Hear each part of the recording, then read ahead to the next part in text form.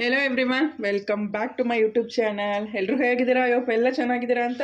And ನಾನು ಕೂಡ ತುಂಬಾ ಚೆನ್ನಾಗಿದ್ದೀನಿ. ಇವತ್ತು ಸಂಡೇ ಆಗಿದ್ದರಿಂದ ಸಂಡೇ ಅಂದರೆ ಸ್ಪೆಷಲ್ ಅಲ್ವಾ, ನಾನ್ ವೆಜ್ ಅಲ್ವಾ. ಸೊ ಇವತ್ತು ಚಿಕನ್ ಇಲ್ಲ, ಮಟನ್ ಇಲ್ಲ, ಓನ್ಲಿ ಫಿಶ್. ನೋಡಿ, ಇದು ಸಿಲ್ವರ್ ಫಿಶ್ ತೊಗೊಂಬಂದಿದ್ದೀನಿ, ಮತ್ತು ಪ್ರಾನ್ಸ್, ಗಿಝಾರ್ಡ್, ಬಿಂದುಗೆ ಇಷ್ಟ ಅಂದ್ಬಿಟ್ಟು ಗಿಝಾರ್ಡ್ ತೊಗೊಂಬಂದಿದ್ದೀವಿ. ಆ್ಯಂಡ್ ಇದು ಫಿಶ್ಶು ಸಾಲ್ಮನ್ ಫಿಶ್ ಅಂತ ತೊಗೊಂಬಂದಿದ್ದೀವಿ. ಇವಾಗ ಫಿಶ್ ಫ್ರೈ ಮಾಡ್ತೀನಿ. ಇದು ರವಾ ರೋಸ್ಟ್ ಆ್ಯಂಡ್ ಇದು ಗೀ ರೋಸ್ಟ್, ಇದು ಗಿಝಾರ್ಡ್ ಫ್ರೈ. ನೋಡೋಣ ಬನ್ನಿ ಈಗ ಹೇಗಿರುತ್ತೆ ಏನು ಅಂತ ಟೇಸ್ಟ್ ಮಾಡೋರಂತೆ. ಹಾಯ್ ಫ್ರೆಂಡ್ಸ್, ಇವಾಗ ಒಂದು ಸಿಲ್ವರ್ ಫಿಶ್ ತೊಗೊಂಡಿದ್ದೀನಿ. ಇದು 1/2 kg ತೊಗೊಂಬಂದಿದ್ದೀವಿ. ಇದಕ್ಕೆ ಏನೇನು ಕೋಟಿಂಗ್ ಬೇಕು ಫಸ್ಟ್ ಮಸಾಲ ಕೋಟಿಂಗ್ ಮಾಡ್ಕೊಂಬಿಡೋಣ. ಫಸ್ಟು ನಾನು ಅರಿಶಿನ ಹಾಕ್ತಾಯಿದ್ದೀನಿ ಸ್ವಲ್ಪ. ಫಸ್ಟ್ ಇದನ್ನು ಫುಲ್ಲು ಎಲ್ಲ ಮಸಾಲೆ ಎಲ್ಲ ಹಾಕ್ಕೊಂಡು ಕೋಟಿಂಗ್ ಮಾಡಿಕೊಂಡು ಆಮೇಲಿಂದ ನಾವು ರವಾಲಿ ಫ್ರೈ ಮಾಡಬೇಕು. ನಾನೀಗ ಗರಂ ಮಸಾಲ ಹಾಕ್ಕೊತಾ ಇದ್ದೀನಿ.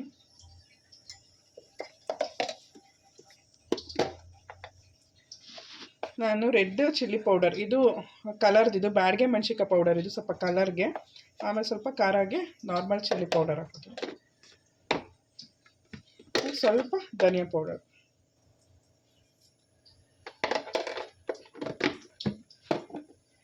ಈಗ ನಿಮ್ಮ ಖಾರ ಎಷ್ಟು ಬೇಕೋ ಅಷ್ಟು ಚಿಲ್ಲಿ ಪೌಡರ್ ಹಾಕ್ಕೊಳ್ಳಿ. ಇಷ್ಟ ಹಾಕೋತಾ ಇದ್ದೀನಿ, ಮಕ್ಕಳು ತಿಂತಾ ಇರೋದಕ್ಕೋಸ್ಕರ. ನೆಕ್ಸ್ಟು ಜಿಂಜರ್ ಗಾರ್ಲಿಕ್ ಪೇಸ್ಟ್ ಹಾಕೋತಾ ಇದ್ದೀನಿ. ಇದಿಷ್ಟು ಸಾಲ್ಟ್, ಮೇಯ್ನಾಗಿ ಸಾಲ್ಟ್ ಹಾಕಬೇಕು. ರುಚಿ ನೋಡ್ಕೊಂಡು ಹಾಕಿ.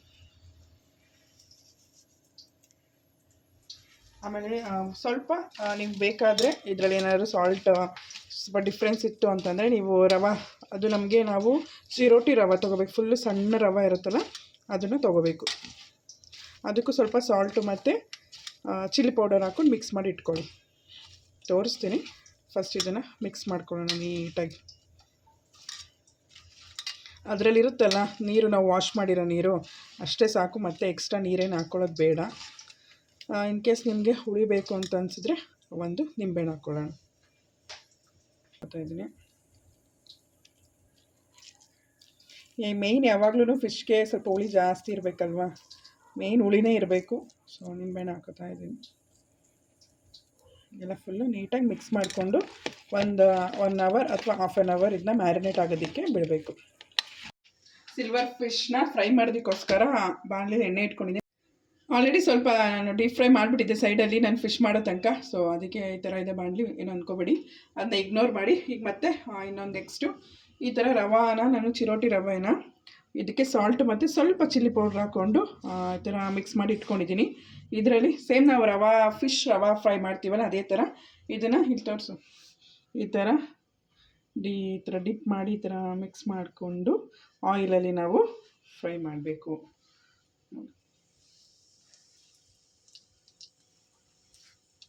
ನಾವು ರವೆ ಹಾಕಿದಾಗ ಆಯಿಲ್ ಸ್ವಲ್ಪ ಎಲ್ಲ ಇದಾಗುತ್ತೆ. ಸೊ ಸ್ವಲ್ಪ ಹಾಕ್ಕೊಳ್ಳಿ, ಆಯಿಲ್ ಜಾಸ್ತಿ ಮಾಡಿದ್ರೆ ವೇಸ್ಟ್ ಆಗುತ್ತೆ.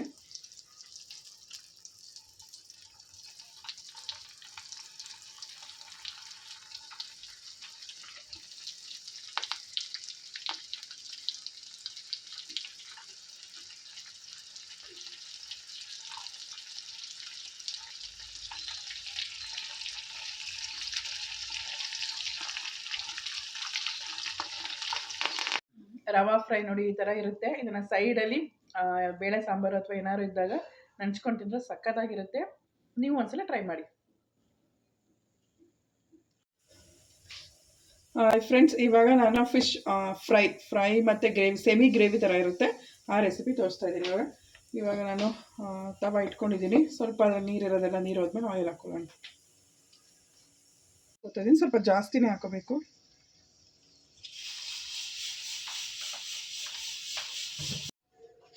ಆಯಿಲ್ ಇಟ್ಟಿದ್ದೀನಿ ನಾನು, ಆಯಿಲ್ ಕಾಯ್ತಾ ಇದೆ. ಸೊ ಇವಾಗ ಫಸ್ಟು ನಾನು ರೆಡ್ ಚಿಲ್ಲಿ ಮತ್ತು ಬ್ಯಾಡ್ಗೆ ಮೆಣಸಿನ್ಕಾಯಿ ಪೌಡರ್ ಎರಡೂ ಹಾಕೋತೀನಿ.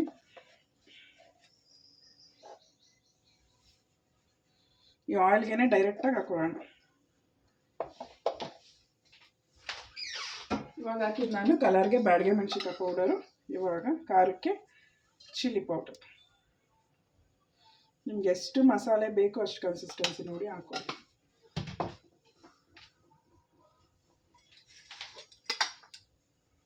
ಆಮೇಲೆ ಅರಿಶಿನ ನೋಡಿ. ನೀವೇನಾದರೂ ಮನೇಲಿ ಫಿಶ್ ಫ್ರೈಸ್ ಎಕ್ಸ್ಟ್ರಾ ಇದ್ದರೆ ಹಾಕ್ಕೊಳ್ಳಿ, ನಾನು ಇರೋದ್ರಿಂದ ಹಾಕೋತಾ ಇದ್ದೀನಿ. ಇಲ್ಲ ಅಂದರೆ ನಿಮ್ಮ ಚಿಲ್ಲಿ ಪೌಡರ್, ಗರಂ ಮಸಾಲ, ಧನಿಯಾ ಪೌಡ್ರು ಅದನ್ನು ಮಿಕ್ಸ್ ಮಾಡ್ಕೊಬೋದು. ಸ್ಟವ್ ಸಿಮ್ಮಲ್ಲಿರಲಿ. ನೆಕ್ಸ್ಟು ಇದಕ್ಕೆ ಶುಂಠಿ ಬೆಳ್ಳುಳ್ಳಿ ಪೇಸ್ಟ್ ಹಾಕೋತಾ ಇದ್ದೀನಿ.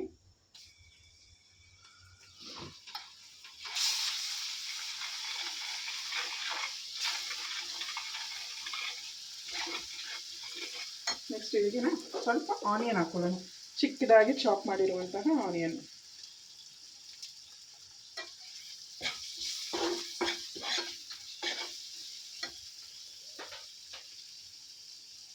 ನೆಕ್ಸ್ಟು ಕರಿ ಲೀವ್ಸ್ ಹಾಕೊಳ್ಳೋಣ.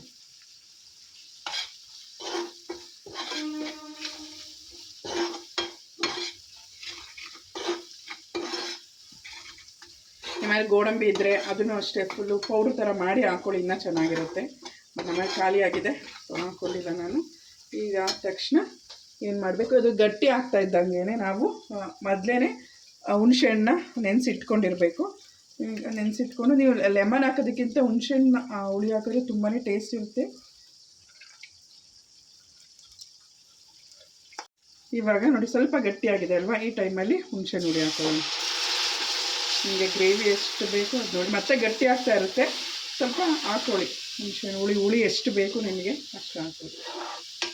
ನಾನು ಫಿಶ್ನ ವಾಶ್ ಮಾಡಿ ಅದಕ್ಕೆ ಸ್ವಲ್ಪ ಸಾಲ್ಟ್ ಹಾಕಿ ಅರಿಶಿನ ಹಾಕಿ ನೆನೆಯಕ್ಕೆ ಇಟ್ಟಿದ್ದೀನಿ. ಸೊ ಸ್ವಲ್ಪ ಸಾಲ್ಟ್ನ ನೀವು ನೋಡಿ ಹಾಕೊಳ್ಳಿ, ಗ್ರೇವಿಗೆ ಎಷ್ಟು ಬೇಕೋ ಅಷ್ಟು ಹಾಕೊಳ್ಳಿ. ನೋಡಿ ಈ ಥರ ಇನ್ನೂ ತಿಕ್ಕಾಗ್ತಾ ಇರುತ್ತೆ, ಬೇಕಾದ್ರೆ ನೀವು ಸ್ವಲ್ಪ ನೀರನ್ನ ಮಿಕ್ಸ್ ಮಾಡ್ಕೊಬೋದು.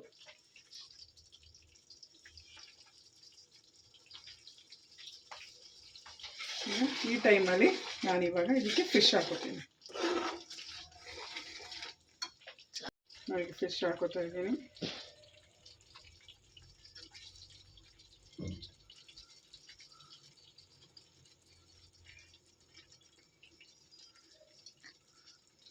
ನಾನು 5 ಫಿಶ್ ಹಾಕೊಂಡಿದ್ದೀನಿ. ಇದನ್ನು ಹಾಗೆಯೇ ಬೇಯಿಸ್ಕೋಬೇಕು. ಮೇಲ್ಗಡೆ ಎತ್ತಿ ಇದನ್ನು ಈ ಥರ ಹಾಕೊಳ್ಳಿ, ಆಗ ಅದಕ್ಕೆಲ್ಲ ಮಸಾಲೆ ಹಿಡಿಯುತ್ತೆ ಫಿಶ್ಶಿಗೆಲ್ಲ. ಒಂದು 2 ಮಿನಿಟ್ಸ್, ಒಂದು 5 ಮಿನಿಟ್ಸ್ ಅದು ಒಂದು ಸೈಡನ್ನೇ ಬೇಯೋದಕ್ಕೆ ಬಿಡೋಣ.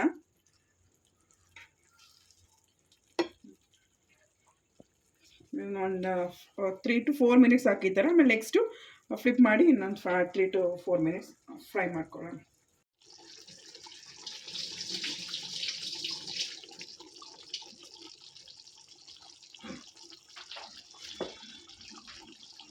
ಇವಾಗ ಇನ್ನೊಂದು ಕಡೆ ಬೇಯಿಸ್ಕೊಳ್ಳೋಣ.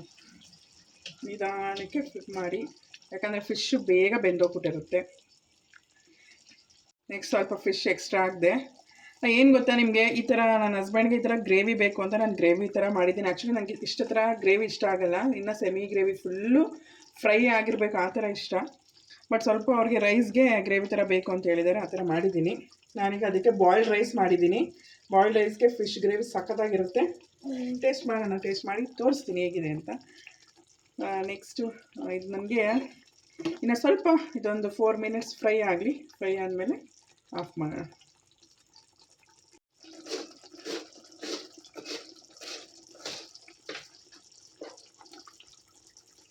ಇದು ನೋಡಿ ಸಾಕು, ಇದು ಫಿಶ್ ಬೆಂದಿರುತ್ತೆ. ಇವಾಗ ಲಾಸ್ಟಲ್ಲಿ ಕೊತ್ತಂಬರಿ ಸೊಪ್ಪು ಹಾಕ್ಕೊಂಡು ಆಫ್ ಮಾಡ್ತಾಯಿದ್ದೆ.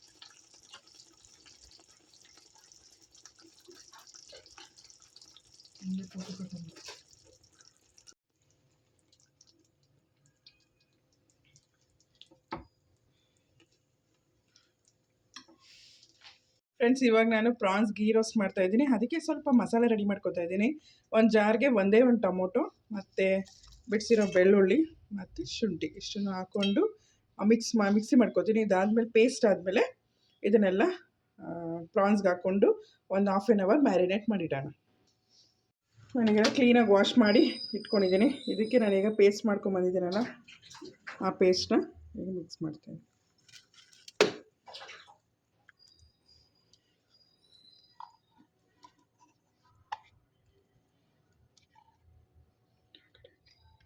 ಒಂದು ½ ಲೆಮನ್ ಹಾಕ್ತಾಯಿದ್ದೀನಿ.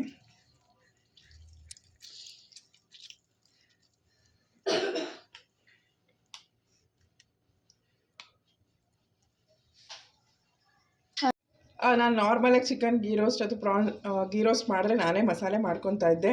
ಬಟ್ ಇವಾಗ ಸ್ವಲ್ಪ ಅರ್ಜೆಂಟ್ ಆಗಿರೋದ್ರಿಂದ ನಾನು ಶಾಪಲ್ಲಿ ನಾನು ಎಸ್ ಆರ್ ಅವ್ರದ್ದು ಗೀ ರೋಸ್ಟ್ ತೊಗೊಂಬಂದಿದ್ದೆ. ಸೊ ಇವಾಗ ಈ ಮಸಾಲಾನ ಯೂಸ್ ಮಾಡಿ ಇವತ್ತು ನಾನು ಪ್ರಾನ್ಸ್ ಗೀ ರೋಸ್ಟ್ ಮಾಡ್ತೀನಿ. ಹೇಗೆ ಬರುತ್ತೆ ಏನು ಟೇಸ್ಟ್ ನೋಡೋಣ. ಫಸ್ಟ್ ಟೈಮ್ ನಾನು ಟ್ರೈ ಮಾಡ್ತಾ ಇರೋದು ಈ ಥರ ಹೊರ್ಗಡೆ ಮಸಾಲ ಯೂಸ್ ಮಾಡಿ. ಸೊ ಟೇಸ್ಟ್ ನೋಡೋಣ ಹೇಗೆ ಬರುತ್ತೆ ಅಂತ. ಇದಿಷ್ಟು ಪ್ರೋಸೆಸ್ ಎಲ್ಲ ಇದರಲ್ಲೇ ಹಿಂದ್ಗಡೆ ಬರೆದಿರ್ತಾರೆ. ಇದನ್ನು ನೋಡ್ಕೊಂಡು ಪ್ರೋಸೆಸ್ ಮಾಡ್ತಾಯಿದ್ದೀನಿ. ಈಗೆಲ್ಲ ಪೇಸ್ಟೆಲ್ಲ ಹಾಕ್ಕೊಂಡಿದ್ದೀನಿ. ನೆಕ್ಸ್ಟ್ ಈ ಪೌಡರ್ ಹಾಕ್ಕೊಂಡು ಒಂದು ಹಾಫ್ ಆನ್ ಅವರ್ ಮ್ಯಾರಿನೇಟ್ ಮಾಡೋಣ. ಇದಕ್ಕೆ ಸಾಲ್ಟ್ ಮತ್ತು ಖಾರ ಏನೂ ಸೇರಿಸೋಂಗಿಲ್ಲ, ಎಲ್ಲ ಇದರಲ್ಲೇ ಇರುತ್ತೆ. ಗೀ ಮಾತ್ರ ಸೇರಿಸ್ಕೋಬೇಕಷ್ಟೆ.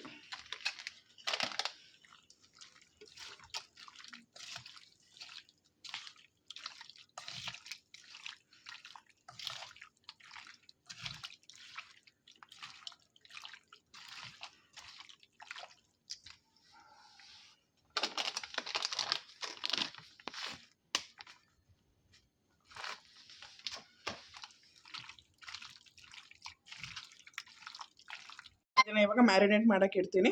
ಆಮೇಲಿಂದ ರೆಡಿ ಮಾಡೋಣ. ನಾನಿವಾಗ ಬೆಳಗ್ಗೆ ನಾನು ಗಿಜಾರ್ಡ್ ತೋರಿಸಿದ್ನಲ್ಲ, ಆ ಗಿಜಾರ್ಡನ್ನು ಫ್ರೈ ಮಾಡ್ತಾಯಿದ್ದೀನಿ, ಪೆಪ್ಪರ್ ಫ್ರೈ. ಸೊ ಅದಕ್ಕೆ ಇವಾಗ ಧನಿಯಾ ಹಾಕ್ಕೊಂಡಿದ್ದೀನಿ. ಧನಿಯಾ ಸ್ವಲ್ಪ ಹುರ್ಕೊಳ್ಳೋಣ. ಸ್ವಲ್ಪ ಲೈಟಾಗಿ ಫ್ರೈ ಮಾಡ್ಕೊಳ್ಳೋಣ ಇದನ್ನು.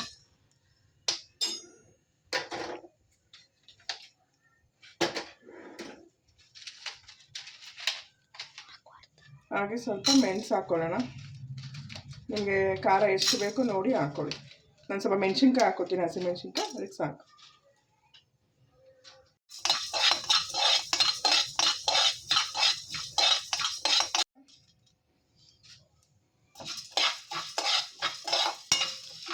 ಜೀರಿಗೆ ಹಾಕ್ಕೊಳ್ಳೋಣ.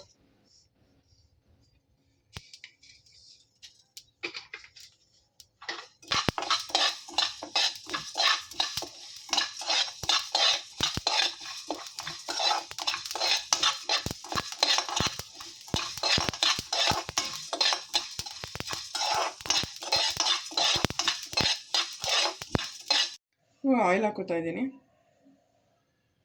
ಆನಿಯನ್ ಹಾಕೋದು.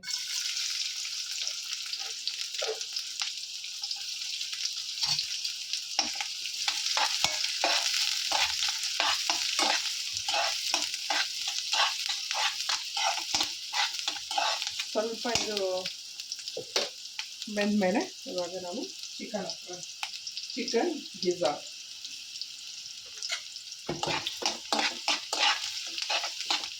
ಫ್ರೈ ಆಗಿದೆ ನೀಟಾಗಿ. ಇವಾಗ ನಾನು ಇದನ್ನು ಚಿಕನ್ ಗಿಜಾರ್ಡ್ನ ನಾನು ಚೆನ್ನಾಗಿ ವಾಶ್ ಮಾಡಿ ಇಟ್ಕೊಂಡಿದ್ದೀನಿ. ಇದು 1/2 ಕಿಲೋ ಇದೆ. ಇದು ನಮ್ಮ ಮನೆ ಎಲ್ಲರಿಗೂ ಸ್ವಲ್ಪ ಇಷ್ಟ. ಇದು ಅವಾಗ ತರಿಸ್ತಾ ಇರ್ತೀನಿ. ನೀವು ಟ್ರೈ ಮಾಡಿ. ಇದ್ರ ಜೊತೆ ಮತ್ತೆ ಲಿವರ್ ಬರುತ್ತಲ್ಲ, ಅದನ್ನು ತಿನ್ನೋರು ತೊಗೊಳ್ಳಿ, ಚೆನ್ನಾಗಿರುತ್ತೆ. ಬಟ್ ನಮ್ಮ ಮನೇಲಿ ಯಾರೂ ಲಿವರ್ ತಿನ್ನಲ್ಲ, ಅದಕ್ಕೋಸ್ಕರ ಬರೀ ಗಿಜಾರ್ಡ್ ತೊಗೊಂಡಿದ್ದೀವಿ. ಚಿಕನಲ್ಲಿ ಒಂದು ಫುಲ್ ಚಿಕನ್ ತೊಗೊಂಡಾಗ ಒಂದು ಗಿಜಾರ್ಡ್ ಕೊಡ್ತಾರೆ, ಅದನ್ನೆಲ್ಲ ಕಿತ್ತಾಡ್ಕೊಂಡು ತಿಂತಾಯಿದ್ವಿ ನಾವು. ಇವಾಗ ನೋಡಿ ಗಿಜಾರ್ಡ್ ಅಂತಲೇ ಸಿಗುತ್ತೆ. ಇವಾಗ ಸ್ವಲ್ಪ ಸಾಲ್ಟ್ ಹಾಕೊಳ್ಳೋಣ.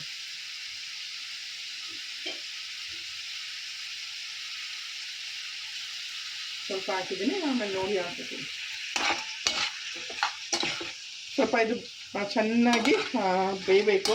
ಸ್ವಲ್ಪ ನಾವು ಒಂದು 10 ಮಿನಿಟ್ಸ್ ವೆಯ್ಟ್ ಮಾಡೋಣ, ಚೆನ್ನಾಗಿ ಫ್ರೈ ಆಗಲಿ. ಚಿಕ್ಕದು 4 ಮೆಣಸಿನ್ಕಾಯಿ ತೊಗೊಂಡಿದ್ದೀನಿ, ಮಕ್ಕಳು ತಿಂತಾರೆ ಅಂತ. ಮಿಕ್ಸ್ ಮಾಡಿಕೊಂಡು ಫ್ರೈ ಮಾಡೋಕ್ಕೆ. ಹಾಗೆ ಇದು ಸ್ವಲ್ಪ ತಣ್ಣಗಾದ್ಮೇಲೆ ಅದನ್ನು ನಾನು ಗ್ರೈಂಡ್ ಮಾಡ್ಕೊಂಡ್ಬರ್ತೀನಿ. ಇವಾಗ ನೋಡಿ ಎಷ್ಟಿತ್ತು, ಎಲ್ಲ ಫುಲ್ಲು ಬೆಂದು ಈ ಥರ ಸೈಜಲ್ಲಿ ಬಂದಿದೆ. ಇವಾಗ ಇದಕ್ಕೆ ಜಿಂಜರ್ ಗಾರ್ಲಿಕ್ ಪೇಸ್ಟ್ ಹಾಕೋತಾ ಇದ್ದೀನಿ. ಮಿಕ್ಸ್ ಮಾಡ್ಕೊಳ್ಳೋಣ. ಯಾವುದೇ ನಾನ್ ವೆಜ್ಗೂ ಜಿಂಜರ್ ಗಾರ್ಲಿಕ್ ಪೇಸ್ಟ್ ಇರಲೇಬೇಕು. ಜಿಂಜರ್ ಗಾರ್ಲಿಕ್ ಹಸಿ ಸ್ಮೆಲ್ ಆಗೋ ತನಕ ಸ್ವಲ್ಪ ಫ್ರೈ ಮಾಡ್ಕೊಳ್ಳೋಣ. ಫ್ರೈ ಮಾಡಿಕೊಂಡು ಇವಾಗ ನಾನು ಆವಾಗಲೇ ಫ್ರೈ ಮಾಡಿರೋದನ್ನ ರುಬ್ಬಿಟ್ಕೊಂಡಿದ್ದೀನಿ, ಅದನ್ನು ಹಾಕ್ತಾಯಿದ್ದೀನಿ.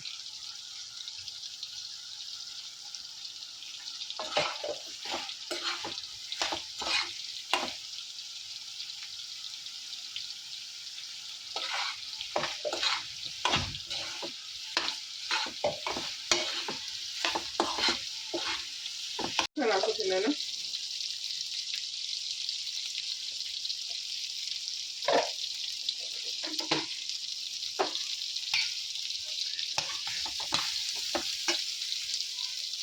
ಸ್ವಲ್ಪ ನೀರು ಹಾಕೊಳ್ಳೋಣ.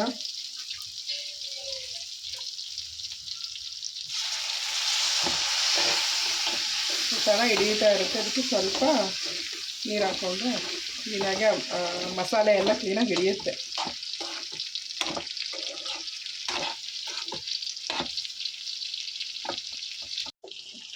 ಸ್ವಲ್ಪ ಸೋಯಾ ಸಾಸ್ ಹಾಕ್ತೀನಿ.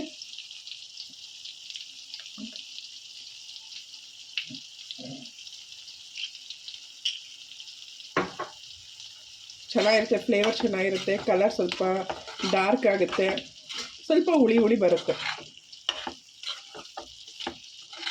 ಸ್ವಲ್ಪ ಮಸಾಲೆ ಎಲ್ಲ ಚೆನ್ನಾಗಿ ಪೀಸ್ಗೆಲ್ಲ ಹಿಡಿಬೇಕು. ಸ್ವಲ್ಪ ಇನ್ನೊಂದು 5 to 10 minutes ಚೆನ್ನಾಗಿ ಫ್ರೈ ಆಗಿ ನೋಡಿ. ಇದೆಲ್ಲ ಫ್ರೈ ಆಗಿದೆ. ಲಾಸ್ಟಲ್ಲಿ ಕೊರಿಯಾಂಡರ್ ಮತ್ತು ಚೂರು ಆನಿಯನ್, ಹಸಿ ಆನಿಯನ್ ಹಾಕ್ಕೊಂಡು ಇವಾಗ ಮಿಕ್ಸ್ ಮಾಡ್ಕೊಳ್ಳೋಣ.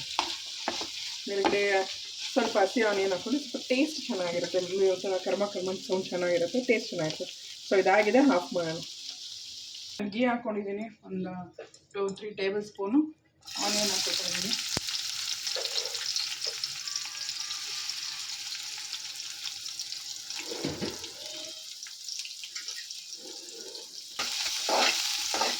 ಸ್ವಲ್ಪ ಆನಿಯನ್ ಫ್ರೈ ಮಾಡ್ಕೊಳ್ಳೋಣ.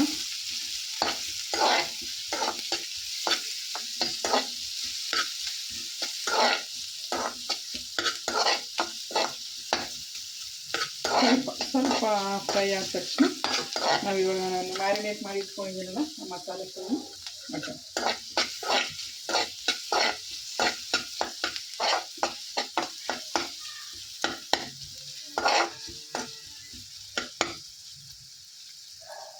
ಈಗ ನಾನು ಮ್ಯಾರಿನೇಟ್ ಮಾಡಿ ಇಟ್ಕೊಂಡಿರೋದನ್ನೆಲ್ಲ ಗೀ ರೋಸ್ಟ್ ಮಸಾಲ ಹಾಕಿ ನಾನು ಮ್ಯಾರಿನೇಟ್ ಮಾಡಿದ್ದೆ ಪ್ರಾನ್ಸ್ನೆಲ್ಲ ಹಾಕೋತೀನಿ.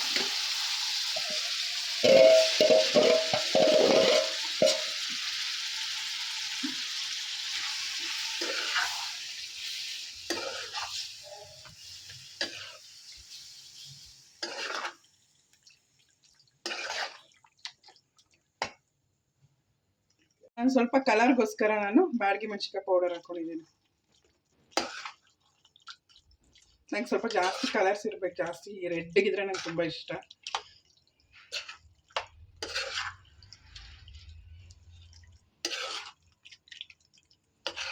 ಪ್ರಾನ್ಸ್ ಏನು ಬೇಗನೆ ಬೆಂದ್ಕೊಳ್ಳುತ್ತೆ, ಜಾಸ್ತಿ ಏನು ಅವಶ್ಯಕತೆ ಇಲ್ಲ. ಬೇಯಿಸಿ ಸ್ವಲ್ಪ.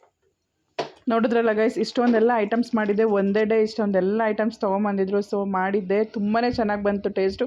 ನೀವು ಒಂದ್ಸಲ ಟ್ರೈ ಮಾಡಿ. Thank you all.